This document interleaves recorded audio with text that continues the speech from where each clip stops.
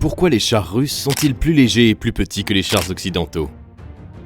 Véhicules de combat lourdement armés et blindés qui se déplacent sur deux chaînes métalliques sans fin, les chars ont pour but ultime d'aider un pays à gagner une guerre.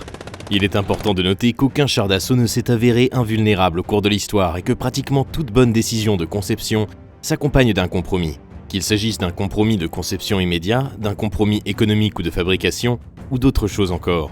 Avant d'aller plus loin, examinons les différences entre la philosophie de conception des chars russes et celle des chars occidentaux. Durant la conception des chars soviétiques, deux niveaux de chars étaient privilégiés. Un char moins performant mais pouvant être produit en plus grand nombre, et un char plus performant, moins nombreux, mais mieux adapté au combat de chars. Ce type d'association est illustré par le T-54-55 et le T-64, ou par le T-72 et le T-80. En général, les pays occidentaux préféraient déployer une seule plateforme de chars de combat principale, afin d'établir une flotte unifiée de chars. Les concepteurs soviétiques préféraient fabriquer des chars relativement petits, discrets et pas trop lourds. Dans le même temps, les véhicules occidentaux sont devenus progressivement plus grands et plus lourds au cours de la seconde moitié du XXe siècle, à l'exception notable des chars Léopard 1 et AMX-3. Les résultats de cette différence de concept sont facilement visibles lorsque l'on compare par exemple le T-72 et le Léopard 2, ou la série de chars M1 Abrams. Les T-72 sont nettement plus petits, plus courts et plus légers que leurs homologues occidentaux.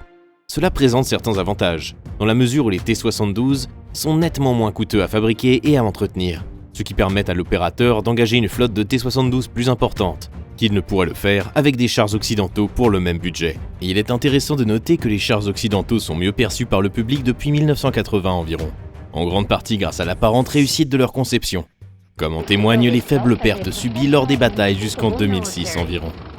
Néanmoins, de nombreux chars occidentaux se sont révélés vulnérables dans des conflits récents, tels que la Syrie et le Yémen, où les groupes rebelles ont eu accès à des missiles guidés anti-chars plus avancés. En conclusion, à l'heure actuelle, les flottes de chars occidentaux sont perçues comme des équipements problématiques par leurs principaux utilisateurs, car ils sont trop chers à l'achat et à l'utilisation en grand nombre, et trop lourds, ce qui les empêche d'être rapidement déplacés vers les lieux où ils sont nécessaires en quantité significative. C'est la raison pour laquelle la plupart des véhicules occidentaux sont également très susceptibles d'adopter les idées russes en matière d'utilisation d'un chargeur automatique. Cela s'explique par le fait que les canons de plus gros calibre sont considérés comme une exigence future. Avec des armes plus grosses, il devient plus difficile pour un être humain de manipuler des munitions plus lourdes. Un chargeur automatique est donc une solution logique à ce problème. Cela permet également de réduire l'équipage de 4 à 3 personnes et d'éliminer complètement l'équipage de la tourelle. Comme les chars russes sont plus petits et plus légers, l'avantage est que les ingénieurs peuvent construire un véhicule avec une surface protégée plus petite et gagner du poids. Et pour les planificateurs militaires, cela leur permet d'améliorer la formation et d'éliminer 25% des coûts de personnel d'une force de chars.